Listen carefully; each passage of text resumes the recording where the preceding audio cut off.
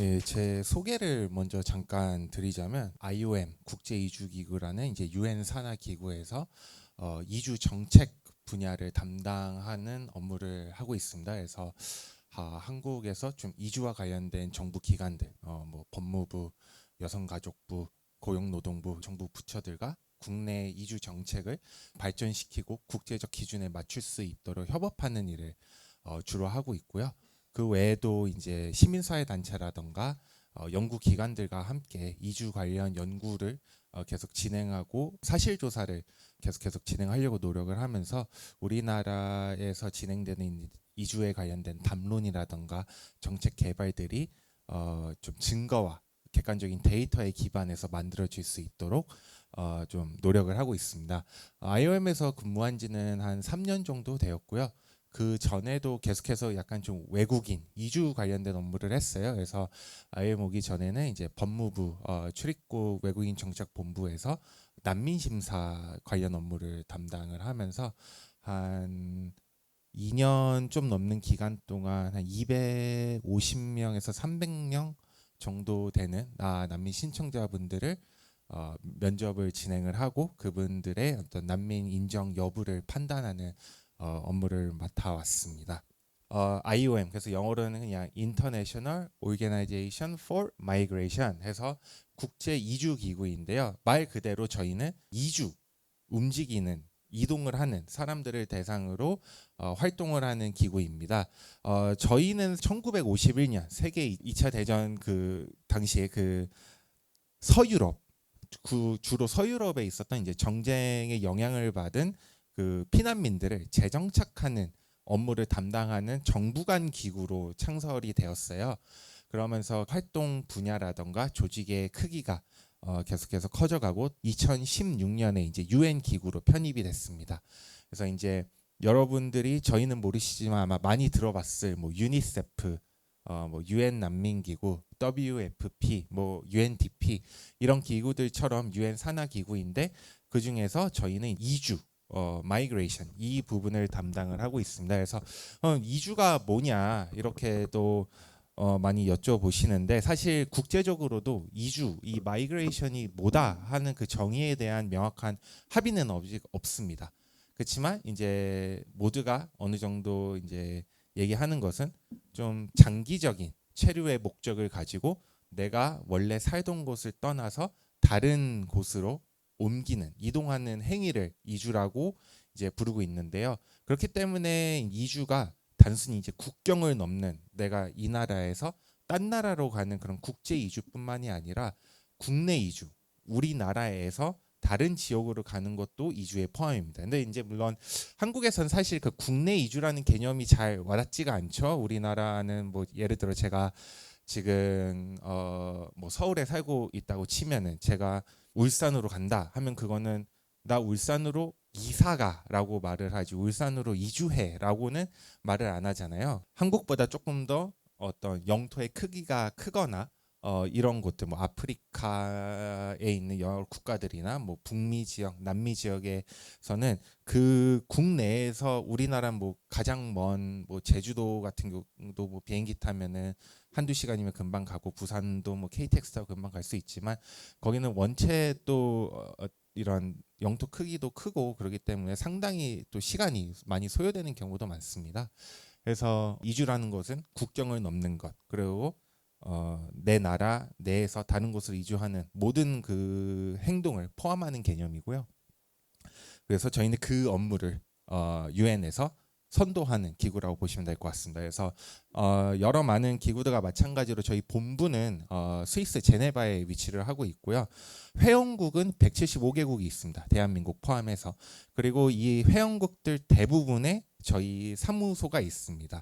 한국 같은 경우에는 이제 서울에 위치해 있는데 좀 여러 이주 이슈들이 있고 좀 여러 프로젝트들이 많이 진행되는 나라 뭐 예를 들면 뭐 방글라데시라던가 좀 아프리카의 큰 국가들 뭐 케냐 뭐 이런 국가들 같은 경우에는 그 중점이 되는 대표부도 있고 원체 그 활동하는 범위가 넓다 보니까 그 또 서브오피스라고 그 하위 사무소까지 뭐 여러 군데가 있는 국가들도 많습니다. 그런 것들을 다 합치면 총 한 581개 이상의 사무소가 지금 운영이 되고 있고요. 거기서 한 2만 명 정도, 이게 2024년 기준인데요. 2만 2천 명 되시는 직원분들이 함께 근무를 하면서 이주를 관리하고자 노력을 하고 있습니다. 그래서 이주에 대해서 뭘 하냐 이렇게 여쭤보신다면 저희는 먼저 이주 관리해서 이 이주라는 행위가 어떻게 관리되어야 되는지, 뭐 국가적 차원에서 아니면 국제적 차원에서 어떻게 관리를 해야 되는지에 대한 이런 논의들과 여러 협의 사항들을 많이 담당을 하고 있고요. 아마 여러분들도 여러 뉴스라던가 이런 것들을 통해서 보셨어요. 어느 분쟁들, 전쟁, 아니면 뭐 재난, 뭐 지진 같은 것도 튀르키예에서 비교 뭐 한 1, 2년 전에 크게 났었고요. 뭐 이런 상황이 발생했을 때 그런 위험 요소들을 피해서 이동하는 분들을 좀 지원하는 그런 위기 대응 관련 업무도 진행을 하고 있고요. 그리고 이주라는 것이 이제 국제 이주로 가면 저희가 한 나라에서 다른 나라로 가잖아요. 그럼 필연적으로 당연히 2개 이상의 국가가 연관이 되어 있죠. 이 이주라는 행위에는. 그렇기 때문에 어느 한 나라도 이주를 홀로, 국제 이주를 홀로 관리할 수가 없어요. 이런 이주를 다 같이 관리하기 위해서 국제 협력, 국가 간의 협력들, 국제 무대에서의 협력들을 좀 지원하는 업무도 하고 있고, 또 아까 제가 앞서 잠깐 말씀드렸다시피 저희는 이주에 대한 담론과 이주에 대한 어떤 정책들이 증거와 사실과 이런 정확한 데이터에 기반해서 좀 이루어질 수 있도록, 사실 뭐 많이들 접하잖아요. 이주자가 많아지면, 외국인이 많아지면 뭐 범죄율이 높아진다. 외국인들은 우리나라에 와가지고 뭐 세금도 안 내고 뭐 아무것도 안 하면서 돈만 벌어서 본국에 보내가지고 뭐 우리나라 경제에 부담이 된다. 뭐 외국인들은 건강보험료도 안 내면서 의료 혜택들을 다 가져간다라는 잘못된 정보들, 팩트에 기반하지 않는 것들을 좀 없애기 위해서 저희가 이주에 관련된 데이터를 수집하고 여러 연구들을 진행을 하고 있습니다. 저희의 목표는 저희 모토라고 할까요? 그러니까 인도적이고 질서 있는 이주는 이주자뿐만 아니라 우리 사회 전체를 이롭게 한다. 그래서 이 사회라는 것은 이분들이 떠나온 원래 나라, 출신국 사회, 그리고 딴 나라로 갔을 때 그 도착하는 그 목적국 사회, 그리고 그 중간에 어딜 경유하는 경우도 있겠죠. 저희 뭐 비행기 타고 뭐 멀리 갈 때는 뭐 직항만 있는 게 아니라 이렇게 또 잠깐 내렸다가 다시 갈아타고 막 이러는 경우가 있잖아요. 그런 것처럼 그런 경유국, 이런 모든 사회가 이주를 통해서 다양한 혜택들을 같이 누릴 수 있도록 좀 그런 목표를 이루고자 활동을 하고 있습니다. 그래서 총 국제적으로 글로벌하게 3개의 목표를 세워서, 하나가 이동 중인 사람들, 이주자들을 보호하고 이들의 생명을 구하는 것. 둘째가 이재 이주의 해결책을 마련하는 것. 마지막으로는 정규적인 이주 경로를 촉진하는 것. 그래서 이제 정규적인 이주 경로라는 것은 말 그대로 레귤러한 이주 경로를 말합니다. 뭔가 쉽게 여러분들이 이해하기 쉽게 생각하면 뭔가 미립국 아니면 이런 것들을 최소화하고 정말 합법적인 경로들, 정규적인 경로들, 그래서 이 사람들이 이주를 하면서 잘 보호받고 관리될 수 있도록 이런 정규적인 이주 경로를 우리가 만들겠다라는 3가지 목표를 가지고 업무를 진행하고 있습니다. 한국 대표부에서도 비슷한 일들을 많이 하고 있는데 저희가 아무래도 좀 이런 담당하는, 집중하는 사업들이라든가 업무들이 국가마다 다르기는 해요. 한국 같은 경우는 제가 아까 말씀드린 제가 하는 업무를 포함해서 한국에 있는 뭐 인도적 지원 활동가들, NGO들 뭐 이런 활동가분들의 역량을 강화하는 업무도 진행을 하고 있고, 또 우리나라가 이제 저 IOM의 큰 공여국 중 하나예요. 그래서 지원을 많이 해주시고 계세요. 그런 것들을 담당하는 외교부라던가 한국국제협력단 코이카 이런 분들과도 같이 협력을 하면서 세계 여러 나라에 서 이주 관련 프로젝트를 같이 개발을 하고 이게 잘 이행되는지 같이 확인을 하는 그런 업무들도 함께 하고 있습니다. 그래서 이주에 대해서 간단한 통계를 공유 드리자면요. 2020년 기준으로 전 세계에서 국경을 넘은 국제 이주자 수는 약 2억 8,100만 명으로 집계가 되었습니다. 이게 전 세계 인구의 한 3.6% 되는 수치인데 여기서도 이제 가장 큰 포션을 차지한 분들이 노동을 목적으로 이주하시는 이주 노동자분들이셨어요. 그분들이 한 1억 6,900만 명 정도 됐었고요. 그리고 또 이 표에서 보시면 아시겠지만 여성 이주자가 1억 3,500만 명, 그리고 남성 이주자가 1억 4,600만 명인데 이 남성의 비율이 계속해서 높아왔어요. 국제 이주자 비율에서. 아무래도 그 예전부터 노동, 특히 노동 쪽에서는 뭔가 좀 그 남성을 선호하는 그런 국가들이 많았는데 요즘은 계속해서 좀 그런 것들이 변하고는 있습니다. 여성 이주자들이 충분히 이렇게 담당할 수 있는 업무들을 많은 국가들이 좀 필요로 하기 때문에 여성 이주자의 수도 계속해서 조금씩 늘어가고 있는데 여지까지는 좀 남성 이주자의 수가 많다고 보면 되겠습니다. 그래서 이것도 좀 특색이 나뉘어요. 국제적으로 보면은 유럽 아니면 미주, 북미 지역에는 오히려 여성 이주자의 비율이 조금 더 높은 경우가 많고요. 아시아 태평양 지역이라던가 뭐 걸프 뭐 이런 걸프 국가들 쪽으로 가면은 아무래도 그쪽에서 조금 더 필요로 하는 인력들은 노동자들은 뭐 건설업 아니면 좀 육체적 강도가 센 업무들을 담당하는 이주 노동자가 필요하기 때문에 남성의 비율이 높은 것으로 계속해서 파악이 되고 있습니다. 그 외에도 국제 이주 같은 경우에는 대부분이 모든 분들은 아니겠지만 본인이 선택을 하거든요. 내가 어떤 목적이 있기 때문에 내 나라를 떠나서 다른 나라로 가겠다. 그게 학업이 됐든 아니면 다른 나라에 살고 있는데 가족과 같이 결합을 하기 위해 가든 아니면 말씀드린 노동을 위해 가든 그렇지 못한 경우들도 많습니다. 저희가 이제 이재 이주를 얘기하는데 한국의 관점에서 좀 쉽게 설명드리면 저희 홍수나 이런 것들이 매년 여름마다 많이 발생을 하잖아요. 특히 뭐 강원도 지역이라든가 이런 뭐 서울도 작년이었나요? 크게 홍수 때문에 막 빗물 차올라서 많은 분들이 또 사망하시는 경우도 있었고 삶의 터전을 잃고 이제 우리가 흔히 뭐 이재민이라고 하죠. 한국에서는 그렇게 된 분들이 계셨는데 이 이재 이주라는 게 그분들을 의미한다고 생각하시면 돼요. 아마 다 알고 계신 뭐 우크라이나 전쟁이라던가 뭐 여러 아프리카 지역이나 이런 데서 발생하고 있는 그런 분쟁들 이게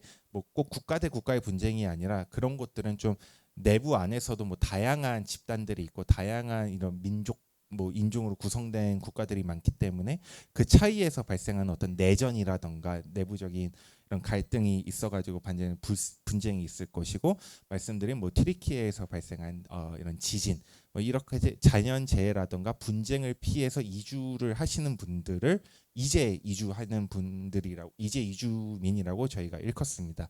영어로는 이제 displaced people이라고 하는데요. 그분들이 한 1억 1,700만 명이 있고요. 안타깝게도 이 수치는 계속해서 늘어날 거라고 많은 분들이 예상을 하고 있습니다. 특히 여러분들도 좀 많이 들으셨겠지만 기후 변화 우리 얘기 많이 하잖아요. 지금 가장 큰 이슈 중에 하나입니다. 국제 사회에서 이주도 영향을 주는 게 이 아시아 태평양의 도서국가들 있죠. 섬국가들, 섬나라 같은 경우에는 해수면 상승이 가장 큰 위협이거든요. 근데 이 기후 변화 때문에 해수면이 높아지면서 원래 내가 살던 집이 눈 떠보니까 갑자기 바닷물이 이렇게 차올라 가지고 이렇게 집을 떠나야 되는 상황이 발생하고 기후 변화 때문에 이제 이재 이주가 더욱 많이 발생할 거다라고 많은 국제 사회가 조금 우려를 하고 예측을 하고 그렇기 때문에 우리 지금 당장 행동을 해야 된다라는 논의들이 많이 오가고 있는 상황입니다. 그렇게 좀 기본적인 어떤 국제적 관점에서 몇 명의 이주자들이 있는지 좀 말씀을 드렸고요. 이제 한국으로 오면은 한국에는 올해 7월 말 기준으로 270만 명의 이주자분들이 우리랑 같이 살고 계십니다. 이게 아마 우리나라 인구의 한 5% 되는 수치일 거예요. 근데 이제 한국 같은 경우에는 이 이주자를 두 그룹으로 나눠요. 출입국 정책상 하나는 이제 단기 체류, 그야말로 90일 이하로 한국에 체류하시는 분들. 이런 분들은 뭐 대부분이 관광차 왔거나 아니면 뭐 개인 단기간에 어떤 개인 사업 비즈니스 차 아니면 뭐 어떤 파견 근로 뭐 이런 형태로 오시는 분들이고 그런 분들이 한 60만 명이고 나머지는 장기 체류 90일 이상 한국에 거주하는 분들이 한 100만 명 정도 되십니다. 그래서 이 90일 이상 거주하시는 분들은요. 한국에 입국을 하셔가지고 그 각 뭐 지역마다 이제 출입국 관련 사무소가 있잖아요. 거기를 방문을 하셔서 등록을 하셔야 돼요. 외국인 등록을 해가지고 내가 한국에서 어떤 사증을 가지고 언제까지 살 어디서 삽니다라고 등록을 하고 외국인 등록증을 받아요. 그분들한테는 우리나라의 어떤 주민등록증처럼 여권 외에 어떤 신분증의 역할을 하고 있습니다. 그 다음에 이제 미등록 이주자 분들도 있는데요. 이분들은 언론이라던가 이런 데서 불법 체류자라고 말로 불리우는 분들인데요. 이제 국제사회에서는 이 불법 체류라는 말을 쓰지 말자고 계속해서 권고하고 있습니다. 그러니까 다양한 상황이 있잖아요. 잠깐 내가 이 나라의 어떤 행정 규칙을 잘 몰라서 내가 이 날 지나면 가가지고 다시 또 나 아직 계속 여기 거주하고 있어요라고 뭐 얘기를 했어야 됐네. 뭐 이런 다양한 상황이 있기 때문에 어떤 이런 실수 혹은 이런 부분을 불법이라는 표현을 써서 하는 거는 좀 인간적인 측면이 그런 감수성이 부족하다. 그렇기 때문에 불법이란 단어보다는 미등록 혹은 비정규라는 단어를 써서 이분들이 지칭하자라고 쓰고 있습니다. 그래서 이분들이 한 37만 명 정도 계십니다. 그러니까 이분들은 흔히 말하는 제도권 밖에서 좀 더 취약한 상황에서 지금 한국에 거주하고 계시는 분들이에요. 생각보다 수가 많죠. 이분들이 집계 되는 방식이 쉽게 설명하면 한국은 들어올 때 이제 그 출입국 심사대에서 우리도 뭐 그 등록을 하고 들어오잖아요. 한국인이라도 올 때 출입국 심사를 받고 들어가잖아요. 나 나갔어요라고 그 자동 출입국 심사대라고 불리나요? 거기 가서 나갈 때도 하고 들어올 때도 저 돌아왔어요 하고 들어오잖아요. 그것처럼 이 모든 이주자분들이 한국에서 이제 여권 제시하면서 왜 오시는지 뭐 사증 이런 것들 다 기록을 하는데 거기에 이제 시스템상에 다 나와 있죠. 아, 이분은 며칠까지 머물 수 있는 사람이구나.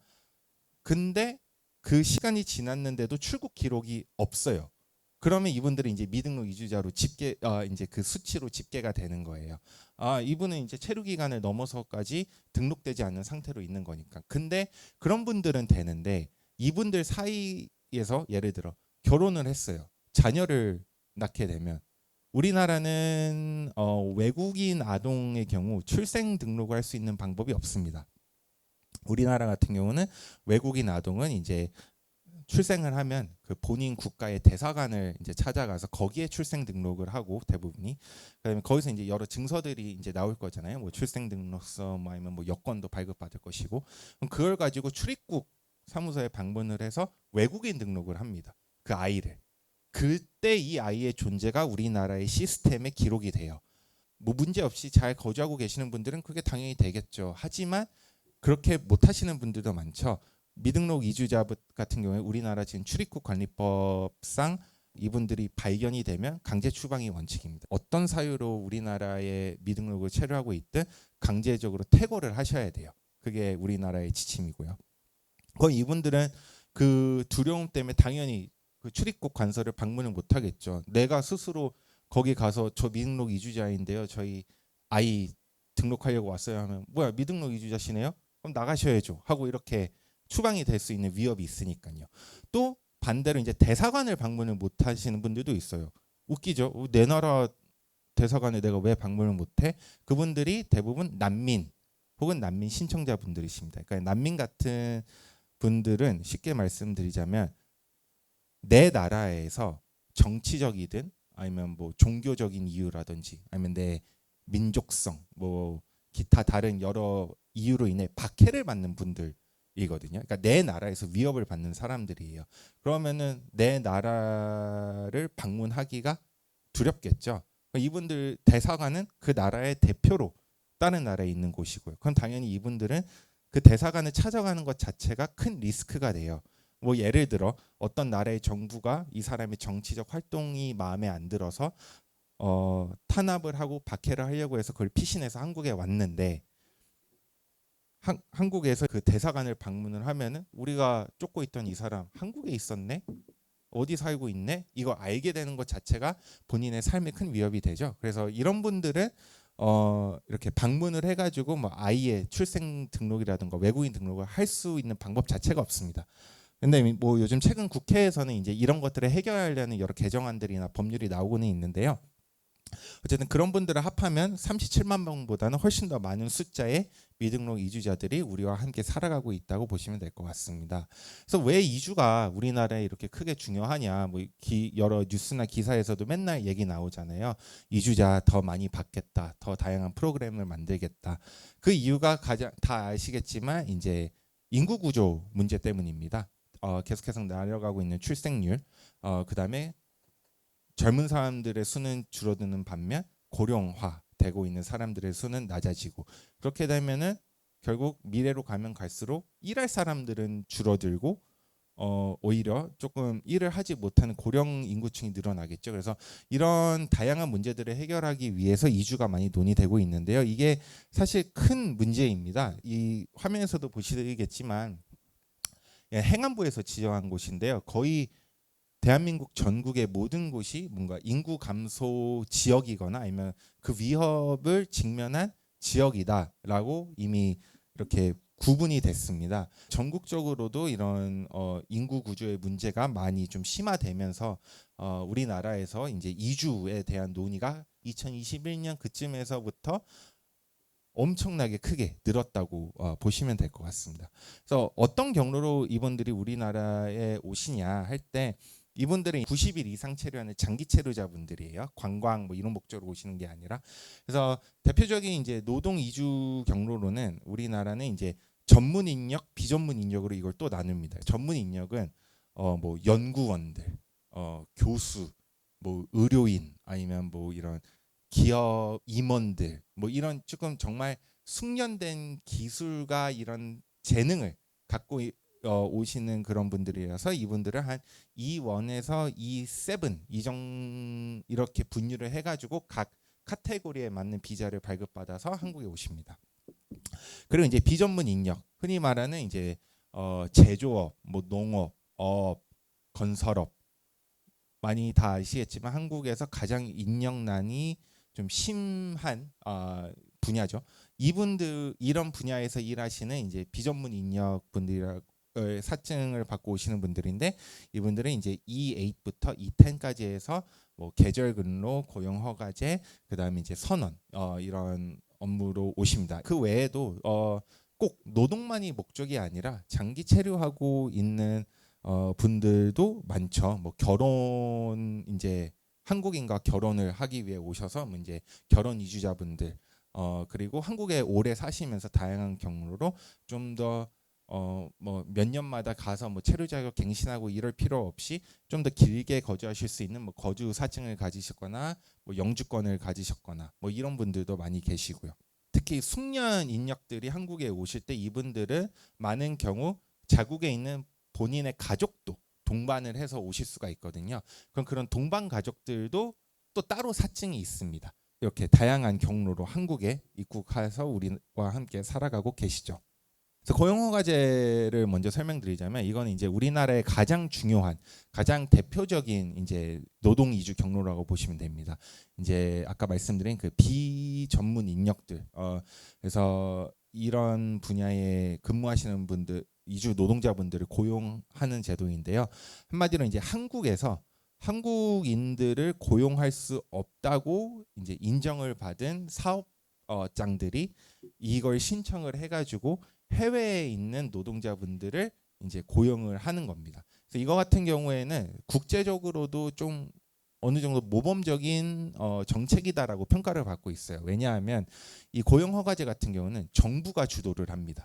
다른 민간 이런 다른 분들이 참여를 할 수 있는 게 아니라 정부, 한국 정부가 다른 국가의 정부와 같이 협정을 맺고 그 정부 기관들이 이거를 하나부터 열까지 다 컨트롤을 해요. 그렇기 때문에 이 과정에서 여러 부조리함이라던가 인권 침해 뭐 이런 부분들이 발생을 하는 경우가 극히 드뭅니다.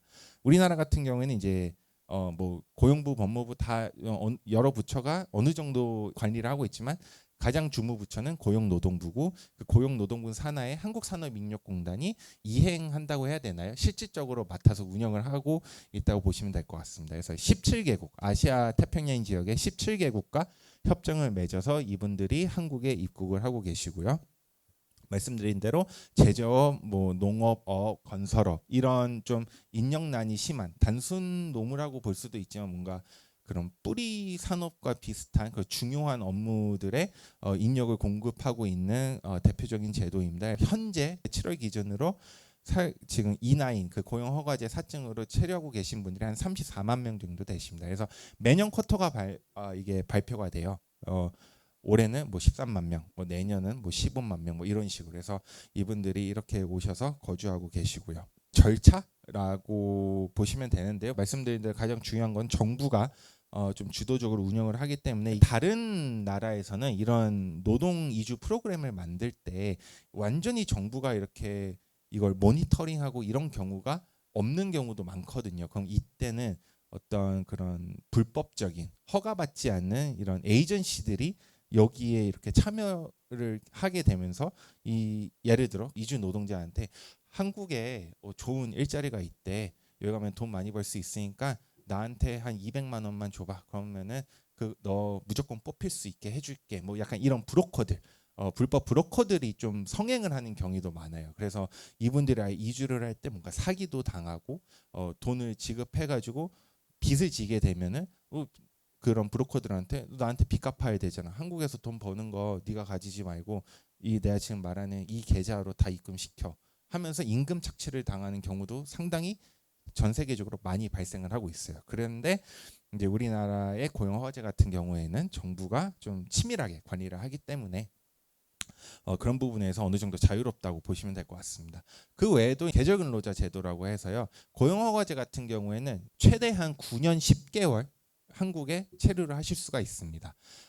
상당히 길죠. 그래서 이 고용허가제로 오신 분들은 이때 동안 특정 또 요건이 맞으면은 E7이라는 비자로 또 이제 체류 자격을 변경을 하셔서 더 이제 조금 기능 인력이다. 9년 10개월 동안 한 특정 업무를 했으면 이분은 이제 전문성이 있으신 분이잖아요. 그렇기 때문에 또 이제 승련 인재다 해가지고 또 체류 자격을 변경할 수 있는 기회가 주어져서 그 체류 자격을 얻게 되면은 뭐 이제 가족 초청도 가능해지고 또 그걸로 더 길게 한국에 체류하시면서 요건이 맞추면 아까 보셨던 뭐 거주 비자로 또 전환을 하고 거기서 또 영주권까지 전환을 하고 또 거기서 기화까지 뭐 약간 이런 트랙들이 마련이 되어 있는데요.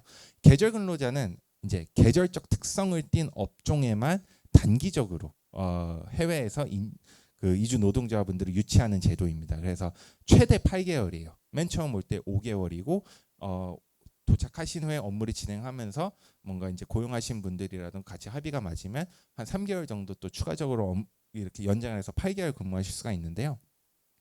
이분들은 거의 대부분이 농업 분야에서 일하시는 분입니다. 우리 뭐 가을에 이제 추수하고 뭐 이럴 때 특정 기간에 인력이 엄청 많이 필요하잖아요. 근데 아시겠지만 우리나라 그런 농가나 지방에 일할 사람 구하기가 쉬울까요? 어렵죠.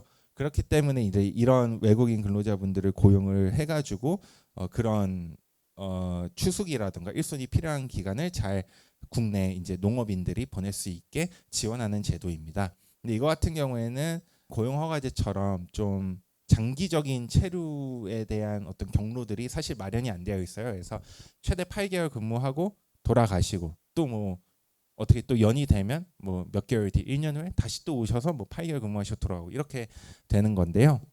이 제도 같은 경우에는 사실 조금 아쉬운 점이 많다고 많은 분들이 좀 얘기를 합니다. 고용허가제 같은 경우는 아까 제가 정부가 컨트롤한다고 말씀을 드렸잖아요. 근데 고용허가제는 더 좋은 게 이거에 관련된 법도 있어요. 외국인 고용 등에 관한 법률이라고 해가지고 이제 이 고용허가제 그 법적으로 어떻게 운영돼야 되고 어떤 부분들이 지켜져야 하는지를 세세하게 마련이 되어 있는데 계절근로자 제도는 여태까지 없었습니다. 관련 법령이 없었고 법무부의 지침만으로 운영이 되어 왔어요. 물론 한 달 전이었나요? 그 부분들이 문제가 제기가 되면서 이제 출입국 관리법에 이 계절 근로자와 관련된 좀 그런 조항들을 만들겠다라는 그 개정안이 국회에서 발의가 돼서 통과가 되기는 했습니다. 그래서 그렇기 때문에 이거를 정확하게 법적 근거를 가지고 막 세밀하게 관리하기가 좀 어려웠어요. 그리고 고용허가제 같은 경우에는 중앙정부와 중앙정부끼리 협의를 맺는다면 이 계절근로자 제도는 지자체가 주도를 합니다. 그러니까 관리는 법무부에서 총 좀 관리를 하는데 실질적인 어떤 이런 이행 관련돼서는 지자체들이 해외에 있는 지자체들과 MOU를 맺어서 그 지자체의 그 근로자분들을 우리나라 지자체에 있는 농가로 고용할 수 있게 하는 제도여서 아쉽게도 여러 문제들이 좀 많이 발생했습니다. 아까 제가 말씀드린 이런 브로커의 개입이라던가 이런 좀 불법적인 활동들이 많이 목격이 돼가지고 여러 이주 노동자 권리 침해 이슈가 발생을 해서 작년 같은 경우에는 아예 필리핀 정부가 이 한국으로 보낸 필리핀 계절 근로자분들이 우리 한국에 왔는데 너무 힘들게 일하고 있다. 왔는데 계약 조건도 맞지가 않고 맨날 뭐 여러 인권 침해도 겪고 있고 그런 브로커들한테 뭐 임금도 뺏기고 있고 뭐 이런 불만들이 계속해서 접수가 돼서 필리핀 정부가 송출을 중단한 사건도 발생을 했어요. 그러니까 한국 정부한테 이런 문제들이 해결되기 전까지 우리나라 국민들 한국으로 보내지 않겠다라고 필리핀 정부가 송출 중단 결정까지 내린 적이 있을 정도로 이 계절근로자 제도에서는 아쉽게도 좀 여러 문제들이 고용허가제보다는 많이 발생을 하고 있는 상황이라고 보시면 될 것 같아요. 그래서 이 포인트들이 대표적으로 우리나라뿐만이 아니라 전 세계의 이주 노동자분들이 자주 겪는 취약점, 취약성이라고 보시면 될 것 같아요. 차별들 뭐 많이 아마 여러 매체들을 통해서 보셨겠죠. 뭐 외국에서 왔고 한국말 못한다는 이유로 좀 차별적인 언행을 하고 대우도 한국인 같은 경우에는 뭐 옛날에는 그 어선원 쪽에서도 많이 문제가 됐어요. 뭐 예를 들어 좀 그 깊은 해안가로 나아가는 경우는 거기서 뭐 며칠 머무는 경우도 많잖아요. 근데 한국 선원들한테는 식수를 제대로 제공하는데 이주 노동자분들한테는 그냥 그런 제대로 된 식수가 아니라 뭐 수돗물 뭐 그냥 대충 알아서 끓여 먹어 뭐 약간 이런 식으로 차별 대우하는 부분들이 좀 많이 문제가 되기도 했고요. 개인 서류의 압류 같은 경우도 많이 발생을 합니다. 이게 왜냐하면은 사실 그 체류 뭐 연장을 하거나 출입국 관서를 가서 뭐 본인의 어떤 이런 사증 관련 업무를 하는 게 꽤 복잡해요. 그래서 한국인이 가도 저도 이제 출입국 관리 공무원으로서 제가 그 서류를 봐도 이거 상당히 복잡하구나 하는 생각이 많이 드는데 한국말을 읽지도 못하시는 이주 노동자분들이 거기를 방문을 해서 뭐 기간이 되면은 저 아직 여기 계속 살고 있어요. 뭐 이렇게 가서 리포트하고 막 이런 경우가 있을 때 좀 그걸 원활하게 하기 위해서 한국말을 할 줄 아는 뭐 사업주들이 여건이라던가 이런 걸 가지고 있겠다라고 하는 경우도 많은데 이게 사실 국제적인 관점으로 봤을 때 하지 말아야 될 행동입니다. 왜냐하면 내 신분증 이분들 같은 경우에 다 여권이겠죠. 여권이 다른 사람 손에 가는 거잖아요. 그래서 이 사업주들이 나쁜 마음을 먹고 이분들을 막 이렇게 괴롭히고 있어서 저 이제 일 못하겠어요. 돌아갈래요 했을 때 여권을 안 주는 경우도 발생을 하죠. 그럼 이분들은 어쩔 수 없이 여권이 없는데 비행기를 어떻게 타고 자국으로 돌아가겠어요. 그래서 계속해서 좀 인권 침해를 받으면서 억지로 근무하는 경우도 발생을 하고 있고요. 그리고 오늘 또 큰 주제가 될 이런 건강 서비스에 대한 접근도 사실 많은 나라에서 제한적입니다. 국민이 누릴 수 있는 이런 건강권들과 이주자들, 이주 노동자라는 신분만으로도 제한이 되는 경우가 많아요. 뭐 병원 갔을 때 진찰 비용에서의 차이가 발생을 한다든지 아니면 갔는데 이제 언어적인 어떤 지원을 전혀 해주지 않는다든지 뭐 이런 부분에서 여러 취약성들을 겪고 있습니다. 그래서 왜 그럼 이주 노동자의 권리가 건강권이 중요하냐? 저희가 이제 IOM이 많이 말하는 이 어떤 문구인데요. Behind every number is a person이라고 해서 모든 숫자 뒤엔 사람이 있다. 우리가 맨날 뭐 이주자 270만 명 시대 하면서 이거 뭉뚱그려 말하는데 사실 그 숫자 뒤에는 우리랑 똑같은 사람이 있죠. 그래서 이 사람이 당연히 누려야 될 권리들이 있습니다. 여러분들도 많이 들어보셨던 세계 인권 선언이라던가 뭐 이제 사회권 규약이라던가 이제 국제적 차원에서 이거는 어떤 시혜적인 성격 누군가가 그래 내가 마음 써가지고 이런 권리들 너한테 네가 할 수 있도록 부여를 해줄게가 아니라 이거는 사람이라면 태어날 때부터 당연스럽게 무조건적으로 누려야 되는 권리다라고 명시하는 것들인데요. 이런 세계 인권 선언이나 그 사회권 규약에서도 모든 사람의 건강권은 존중되어야 하고 이 권리를 당연하게 누릴 수 있어야 한다라는 그런 부분들이 명시가 되어 있습니다. 특히 이제 세계 인권 선언 같은 거는 무슨 합의문이나 이런 게 아니에요. 선언인데 사회권 규약 같은 경우에는 우리나라도 비준을 했습니다. 그리고 우리나라의 헌법에 의해서 이런 비준된 규약들 같은 경우는 국내에서 국내법과 동등한 효력을 갖게 됩니다. 그렇기 때문에 이 사회권 규약을 비준을 했고 이 사회권 규약에 명시된 건강권이 명시가 되어 있는 만큼 당연하게 우리나라에서도 이 사람의 어떤 출신이라든가 성별이라든가 인종이라든가 살고 있는 이런 자격, 신분 이런 거와 전혀 관계없이 무조건적으로 이 건강권을 지켜야 된다라는 개념이 세워지는 겁니다.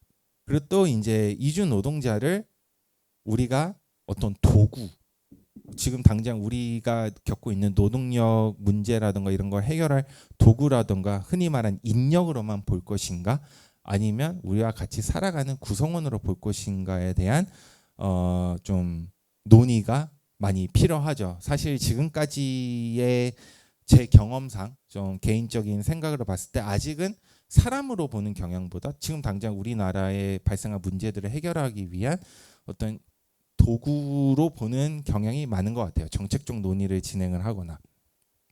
하지만 이분들은 사람이라는 걸 우리가 좀 명심해야 될 필요가 있다. 왜냐하면 사실 병이나 이런 것들은 사람을 가리지 않잖아요. 제가 한국인이면은 뭐 예를 들어 감기에 무조건 안 걸린다. 암에 절대 걸리지 않는다. 아니면 뭐 코로나에 걸리지 않는다. 그런 거 없잖아요. 모든 사람들이 똑같이 이런 질병과 감염병에서 자유로울 수가 없는데 이런 것들을 이제 신분에 나눠서 구분을 해가지고 좀 차별을 하게 되면은 결국 모든 사회가 피해를 받게 되죠. 예를 들어 이 원주시에 외국인 1명이 살고 한국인들 9명 살고 있는데 너는 외국인이니까 뭐 병 걸리는 거 우리가 별로 관리 안 할래. 한국인이 아니잖아. 그렇게 했다가 이분이 병에 걸리게 되면은 그게 나머지 9명의 한국인한테도 퍼지겠죠. 우리 코로나 때 많이 전 세계적으로 봤죠. 처음에는 뭔가 국민만을 대상으로 어떤 백신 접종이라든가 이런 것들을 전 세계 여러 나라들이 했어요. 일단 국민 우선.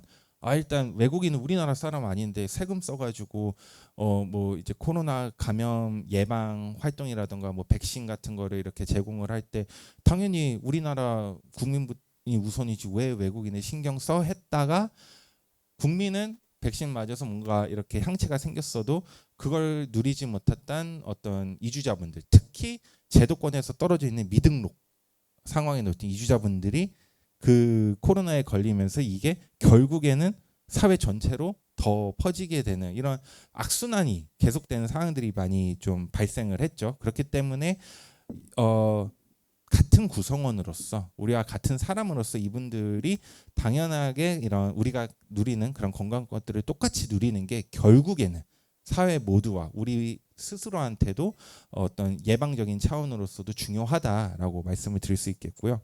우리나라가 이제 이주 노동자 유치에 적극적인 것은 결국 인력 부족 문제도 노동력 부족 문제도 해결을 하고 인구 구조 문제를 해결하기 위해서 이제 다양한 경로들을 만들고 있는데 말씀드렸던 이 계절 근로자 제도라든가 고용 허가 제도도 최근 몇 년 그리고 지금 이 순간에도 정말 계속 많이 논의가 되고 있어요. 이거 어떻게 발전시킬까? 어떻게 더 나게 만들까? 어떻게 해야 더 많은 이주자들이 이 경로를 통해 한국을 선택을 할까? 뭐 약간 이런 논의들이 많이 오가고 있어요. 근데 저희가 이제 흔히 이주 정책을 얘기할 때 이걸 세 개로 나누거든요. 하나가 이제 유입 정책이 있어요. 유입 정책 같은 경우에는 몇 명을 어떤 자격으로 받을 것인가 이런 것들을 좀 정하는 정책이고 두 번째로 이제 관리 정책이 있어요. 그래서 이분들이 왔는데 어떻게 관리해야 되지? 이런 것들을 고민하는 관리 정책이 있고 마지막 세 번째가 통합 정책이에요. 와서 관리를 하는데 어떻게 다 같이 잘 살까? 왜냐하면 우리 어찌됐든 다르잖아요. 이분도 한국을 모르고 나도 이 사람을 모르고. 그럼 그 사이에서 발생할 수 없는 어떤 필연적인 다름과 어떤 이런 오해들을 어떻게 우리가 미연에 방지하고 다 같이 서로를 존중하면서 살 수 있는 방안이 무엇일까를 고민하는 통합 정책이 있는데, 많은 분들이 아직까지는 우린 좀 유입 정책에만 초점을 맞추고 있다라고 평가를 해요. 급해서 그런 걸까요? 일단 몇 명을 받을까? 그래서 몇 명을 받으면 어떤 효과가 있는 거지? 이런 것들을 고민은 좀 많이 하는데, 상대적으로 그거에 비해서 오셔서 어떻게 이 사람들을 대우를 하고 같이 살아갈 것인지에 대한 좀 논의는 많이 부족한 상황이에요. 하지만 이분들이 오셔서 본인의 권리를, 기본적인 권리를 제대로 누리지 못하고 좀 차별적인 대우를 받으면은 당연히 이분들이 노동을 하는 데 있어서도 영향이 가겠죠. 가서 뭔가 계속해서 뭔가 위축돼 있고, 예를 들어 차별을 받기 때문에 일하고 싶은 뭐 기분도 안 나고, 또 실제로 막 일하고 있는데 옆에서 막 어떤 폭행이라던가 폭언을 나한테 가하면 당연히 사람으로 안 보고 경제적으로만 봤을 때도 그 효과가 많이 미비해지죠. 그 생산성이 당연히 떨어지니까요. 그렇기 때문에 이분들이 한국 사회에서 당연히 누려야 될 권리들, 건강권을 포함해서 이런 것들을 지켜주는 게 매우 중요합니다. 또 이게 또 경제적인 측면으로만 봤을 때도 전 세계적으로 이주 노동자 유치에 매우 적극적이에요. 한국과 같이 우리가 흔히 말하는 선진국들은 이런 좀 단순 노무 분야의 이주 노동자분들을 많이 필요로 하기 때문에 이분들을 유치하기 위해 소위 경쟁을 하고 있어요. 옛날에는 상황이 다를 수도 있겠죠. 그냥 한국 무조건 돈 많이 주는 국가네, 우리나라보다 돈 많이 주는 국가하고 발전된 국가니까 가야지 였다면, 이제는 한국도 있고 미국도 있고 일본도 있고 대만도 있고 어디 갈까? 다 어딜 가든 나 더 많은 임금을 받고 더 발전된 국가에서 살 수 있는데, 근데 예를 들어 한국의 어떤 이런 기본적인 권리를 지키는데 부족하다라는 얘기가 계속 내 귀에 들리면은 한국을 선택을 안 하겠죠. 그러면은 그런 관점에서 봤을 때 우리도 이주노자 유치에 있어서도 좀 여러 불이익을 받게 되는 거고요. 말씀드린 대로 고용허가제가 좀 여러 장치들이 마련이 돼 있긴 하지만, 그럼에도 불구하고 한국에서 겪고 있는 여러 차별 사회들이 많습니다. 특히 건강권과 관련해서요. 단순히 뭐 일을 해야 되기 때문에 근무 시간에 어디 병원을 가려고 그래, 다쳐도 참고 일해. 그리고 뭐 나중에 뭐 주말에 가. 해놓고서 이제 주말에 가려고 하면 또 예를 들어 좀 외딴 곳에 떨어져 있는 곳은 뭐 이렇게 버스도 택시도 없는데 혼자 걸어서 뭐 몇 시간을 걸어서 가야 되고, 근데 그것조차 막 허락도 안 하고 뭐 약간 이런 상황들이 많이 발생을 하고 있어요. 아까 말씀드린 대로 이제 근로기준법이라던가 뭐 여러 법률들이 한국에 근무하시는 이주 노동자분들한테 한국인과 동일하게 적용이 되는데도 이런 침해 사례가 발생하고 있어요. 외국인이라는 이유만으로. 어차피 모르잖아. 신고하는 방법도 모르지. 경찰 뭐 어떻게 신고하게, 한국말도 못하면서. 그리고 내가 경찰이랑 친한데, 내가 출입국 공무원이랑 엄청 친해. 너 내 말 안 들으면은 돈 써서 한국까지 왔지만 내 말 안 듣고 일 안 하면은 다시 돌려보낼 거야. 이렇게 협박하는 경우도 상당히 많아요. 제도권에 있는 이주 노동자분들도. 근데 제도권 밖에 있는 미등록 이주 노동자 같은 경우에는 더 심하겠죠. 이분들은 실제 그런 피해를 받아도 제도권에 있는 이주 노동자분들은 뭐 관련 센터를 방문한다던가 시민사회 단체라던가 정부 쪽에 연락을 취할 수 있는 가능성이라도 있지, 이분들은 연락하는 순간 미등록인 내 신분이 알려지고 그러면 나는 한국을 떠나야 되게 되는데 라는 두려움 때문에 아예 접근조차 못하면서 이런 여러 차별적인 행동들을 겪고 있는 분들이 상당히 많습니다. 그래서 이게 국제적 관점에서 중요한지 설명해 드릴 거예요. 이제 이주 글로벌 컴팩트라는 게 있어요. 이게 뭐냐면은 이제 21세기 들어서 국제 이주의 국제 이주권 그리고 국제 이주의 수가 급격하게 늘어나기 시작하면서 국가들이 이제 생각을 하기 시작한 거예요. 이거 그냥 알아서 할 수 있는 건 아니겠네. 이게 원체 관리해야 될 대상들도 많다 보니까 여러 사람들이 같이 좀 협력을 해야 되겠구나. 그래서 우리가 좀 협력을 하자라는 차원에서 이제 난민과 이주자를 위한 뉴욕 선언을 하게 되었습니다. 국제사회가 유엔에서. 그러면서 이제 우리가 같이 이주를 잘 관리해서 이주자가 인간으로서 존중받고 그 권리를 지키면서 살아갈 수 있도록 우리가 같이 협력을 하자. 뭐 이런 것들이 논의가 되면서 이때 IOM도 아까 제가 2016년 UN 들어갔다고 말씀드렸죠. 이때 IOM도 이제 UN으로 편입이 되는 것으로 결정이 되었습니다. 그래서 이 뉴욕 선언에서 우리가 그러면은 어떻게 잘 관리할 건데 뭐가 있어야 이걸 보고 다 같이 협력을 해서 관리할 수 있는 거 아니겠어? 라고 해서 이주 글로벌 컴팩트를 만들자라고 협의를 했습니다. 그래서 대한민국도 엄청 적극적이었어요. 유엔에서 이 이주 글로벌 컴팩트를 처음으로 이제 수립하고 이걸 협의를 하고 이걸 채택하는 과정에서도 아주 적극적으로 활동을 했고 그 결과 이제 18년 12월에 이제 그 유엔 총회에서 정식으로 이즈 글로벌 컴팩트가 승인이 되었습니다. 그래서 이게 좀 어렵지만 간단하게 설명해 드리자면 가이드라인이에요. 이러한 부분들을 고려를 해서 우리가 그리고 당신이 이주를 관리 이게 국가 차원에서 당신이라고 말씀드리는 거예요. 이걸 이주를 관리를 하면은 이 이주에 따른 긍정적인 효과를 다 같이 누릴 수 있을 것이다라고 이런 가이드라인인데 이제 이주 그러니까 한 나라가 누구를 내 나라에 들어올 수 있게 정하는 것은 그 나라의 고유 주권이죠. 누군가 다른 나라가 뭐 A 나라가 B 나라한테 이 사람도 받으세요 왜 안 받으세요라고 강요할 수 없잖아요. 그렇기 때문에 이 이주 글로벌 컴팩트 GCM은 법적 구속력이 없습니다. 이거는 자발적으로 국가들이 알아서 행하는 거예요. 그렇지만 이거를 이행을 한다면 정말 다양한 긍정적 이주에 따른 효과들을 누릴 수 있을 것이다라고 만들어진 합의문이죠. 그럼 누가 해요? 자발적이고 이게 중요하다고 사람들이 생각을 해도 안 할 수도 있는데 해가지고 이제 만든 조치들이 여러 가지가 있는데 대표적으로 지역 리뷰와 이제 IMRF 인터내셔널 마이그레이션 리뷰 포럼이라고 해서 각 나라들이 함께 모여서 이 이행 상황을 점검을 해요. 그래서 우리나라는 이 GCM을 이런 식으로 이행을 하고 있습니다라고 다 같이 모여서 논의를 하고 그 과정에서 어떤 긍정적인 효과가 있었는지도 공유를 하고 어려운 부분이 있었다면 이거는 왜 어려웠는지 그래서 어떤 어려움을 겪었는지 공유를 하고 이런 것들을 이제 지역 차원에서 먼저 하고 전 세계가 넓잖아요. 지역 차원에서 먼저 하고 한국 같은 경우에는 이제 아시아 태평양 지역 리뷰를 참여하는데 그게 올해 2월에 열렸습니다. 그래서 한국도 당연히 참석을 해가지고 이제 이행 상황을 아시아 태평양 지역 국가들과 같이 공유를 했고요. 각 지역 뭐 유럽은 유럽대로 아프리카는 아프리카대로 해서 그 결과물들이 나오면 논의한 결과물이 나오면 2년 뒤엔 다 같이 한번 모여가지고 또 점검을 합니다. 우리 지역에서는 이런 일들이 있었어. 이런 좋은 결과들이 있었고 어려움이 있었어.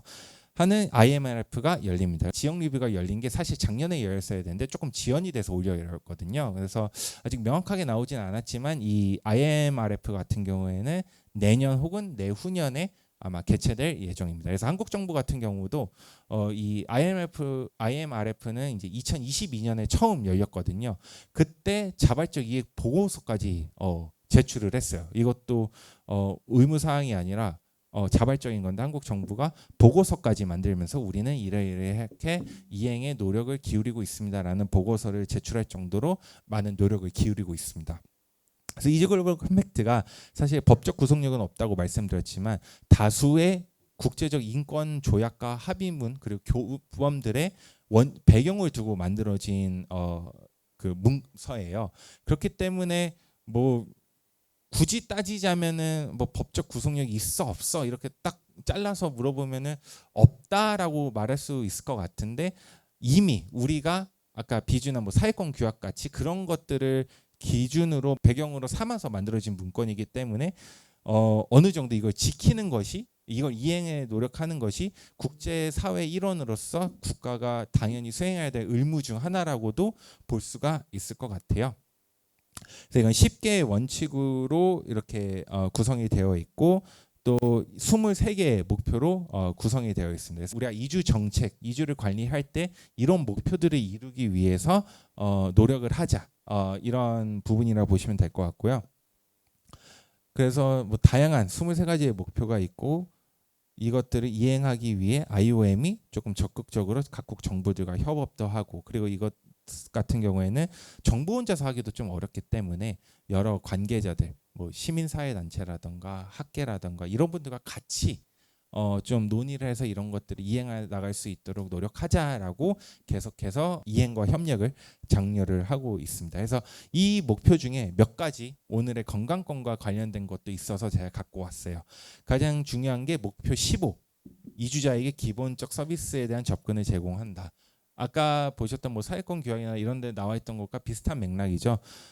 뭔가 체류 자격, 인종, 피부색, 국적, 성별 이런 것과 상관없이 모든 이주자에게 이 나라의 원주민들, 선주민들과 똑같은 이런 기본 서비스에 접근할 수 있는 권리를 우리가 보장을 해야 된다라는 목표가 있죠. 그 기본적인 서비스엔 당연히 인간이 살아가면서 가장 중요한 건강권이 포함이 되어 있겠죠. 그 외에도 이제 뭐 목표 6, 7, 10, 19 이런 부분도 이제 다 이주 노동자의 건강권과 연결되어 있는 목표라고 볼 수 있을 거예요. 그래서 목표 6 같은 경우도 이주 노동자분들이 공정하고 윤리적으로 채용되면서 합당한 양호한 근로 환경에서 근무할 수 있도록 보장을 하자. 그런 부분에도 당연히 이분들이 건강권을 지키면서 사업장에서 근무할 수 있도록 노력을 해야 된다라는 것들이 담겨져 있는 거고요. 이주와 관련된 취약성에 대응하고 이를 감소시킨다.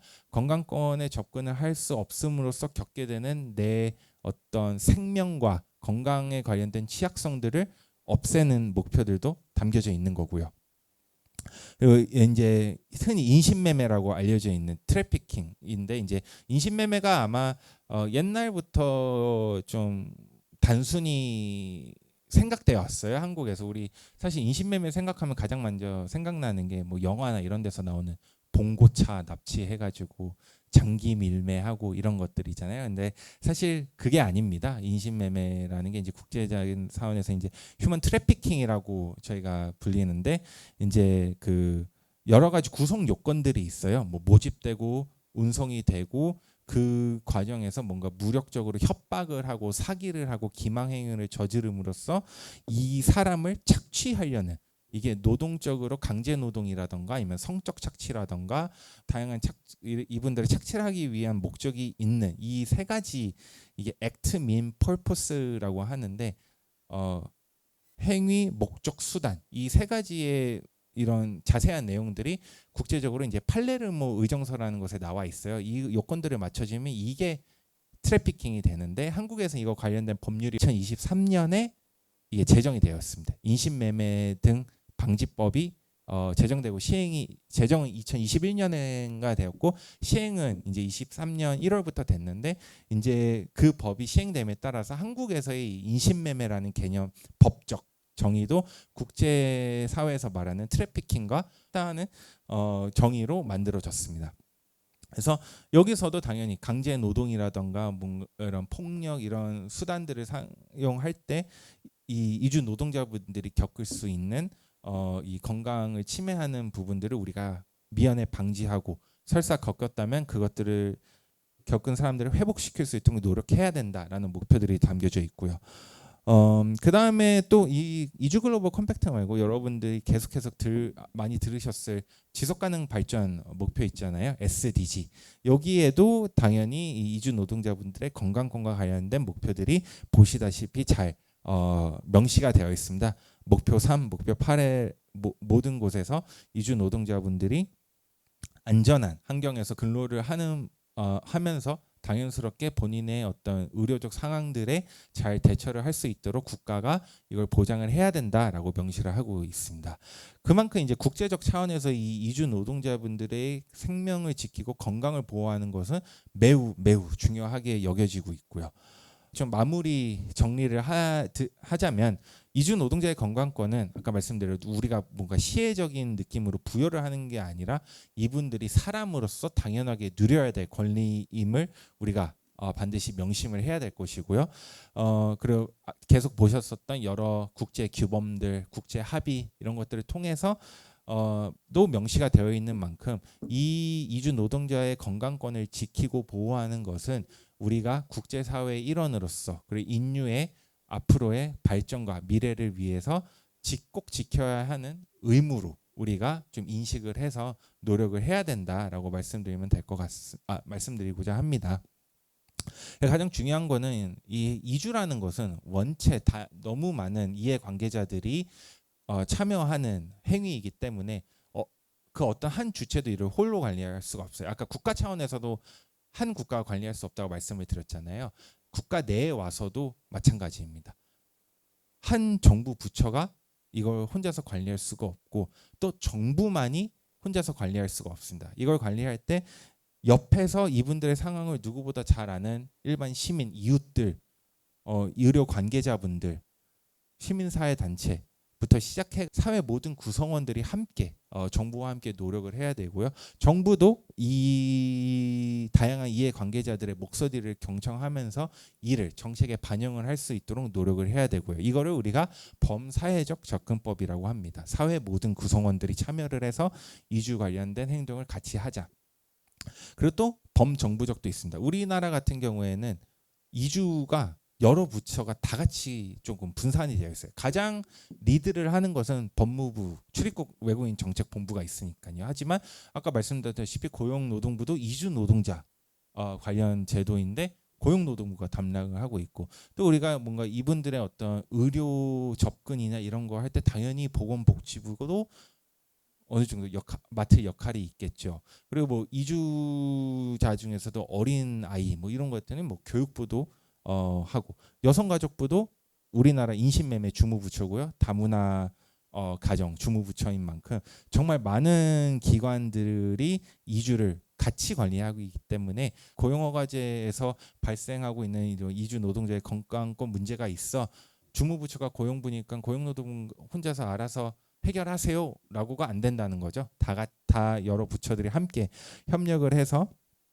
이걸 해결해야 되고 그 주체의 여러분들도 이제 앞으로 의료인으로서 여러 사람들의 생명을 구하고 환자들을 치료할 때 그 구성원 그 주체 중 한 명으로서 좀 이주 노동자분들이 오면 이분들이 가장 좀 신뢰를 하고 믿으면서 본인의 생명과 건강을 맡길 수 있는 분들로서 역할을 해주시기를 바랍니다. 그래서 제가 간략하게 그 IOM에서 이제 만든 이 건강권이 왜 중요한지에 대한 제가 오늘 말한 것들에 대한 비디오가 있어요. 이거 같은 경우에는 이제 아프리카, 이제 모잠비크 그리고 남아공 이쪽에서 좀 상황을 설명한 그 비디오인데 한번 같이 보면 좋을 것 같아서 제가 가져와 봤습니다. 이제 모잠비크 이주 노동자분들이 남아공에서 그 바나나 농장에서 근무하시는 분들의 건강권에 대한 비디오인데요. 이분들이 특히 이제 이쪽에선 결핵에 집중을 했어요. 결핵 환자들이 있었는데 이분들이 치료를 하는 게 왜 중요하냐? 이걸 왜 국가가 나서서 내 나라 사람도 아닌 이 이주자들의 이 결핵을 치료하기 위해 노력해야 되느냐를 사업주가 설명을 하는 겁니다. 오히려 고용주가 본인이 지불을 해야 되는 상황도 있는데 내가 고용한 이주 노동자의 뭔가 예방 접종을 맞고 걸린 사람들은 그걸 치료하는 비용들을 본인이 부담하는 상황도 발생하는데도 이걸 왜 해야 되는지 이게 왜 중요한지 그 사업주가 직접 말하는 장면도 있거든요. 가장 큰 이유가 결국 이분들이 건강하게 일을 해야 그만큼 내 사업도 번창하고 잘 운영될 수 있고 생산성이 그만큼 나오기 때문에 그리고 결국 노동자 이전에 내가 고용주지만 바로 내 옆집에 같이 살아가는 사회 구성원이자 이웃이기 때문에 이분들의 병을 치료하지 않으면 결국 언젠간 나도 그 피해를 똑같이 입을 수 있다라는 점을 강조하면서 왜 이주 노동자분들의 건강권을 우리가 같이 지키는 데 동참해야 되는지를 설명하는 비디오였습니다. 오늘 귀한 시간 내주셔서 경청해 주셔서 감사합니다.